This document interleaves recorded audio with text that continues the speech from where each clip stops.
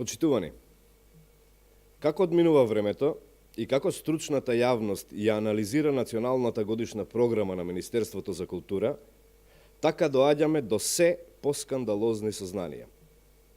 Имено, освен оние чии имиња досега излегаа во јавноста со забелешка дека имаат конфликт на интереси за работата во стручните комисии, на листата на поддржани автори за 2018 година се јавуваат и имињата на некои од членовите на Советот за култура на Министерството за култура: Весна Гиновска-Илкова, Владимир Милчин, Маја Бојаджиева, Решат Амети. Почитувани, најстариот македонски детски музички фестивал Златно славече, кој постои веќе 48 години и со кој пораснаа илјадници генерации деца, доби само 200.000 денари од програмата за култура, а во исто време се одвојуваат 300.000 денари за реализација на една песна на само едно дете. За ова реагираше и детската амбасада Медјаши, но срамното образложение на министерот е дека артистот не смеел да се остави без средства, без разлика на неговиот минат труд. Сојузот на албанските артисти Арт од Тетово, кој патем е регистрирано за лов, за само еден од трите проекти чија вкупна сума изнесува 2.400.000 денари, добил рекордни 900.000 денари за проектот Запознавајќи ги нашите вредности, додека на Сојузот на композиторите на Македонија за музичката манифестација Струшка музичка есен, која има 42 годишна традиција, се доделени само 150.000 денари.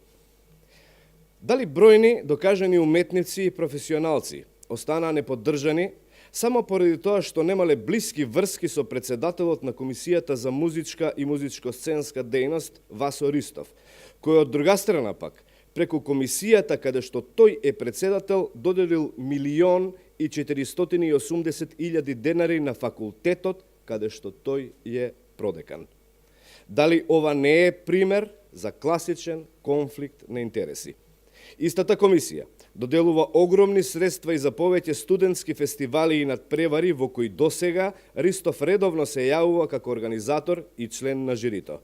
Меѓународниот надпревар за млади музичари Охридски бисери, каде продеканот досега бил редовен член на жири комисијата, добил вртоглави 1.300.000 денари. Проектите на своите најблиски соработници, професори и студенти на Факултетот за музичка уметност од комисијата се наградени со близу 12 милиони денари.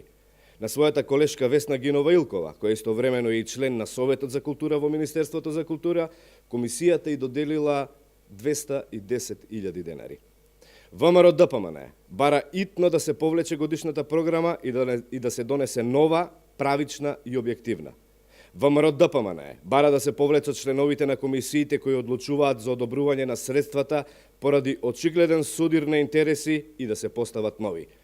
ВМРО ДПМН цени дека ваквиот годишен план за култура само ја уназадува културата и придонесува за девалвирање на културата и на македонските културни вредности. Ви благодарам.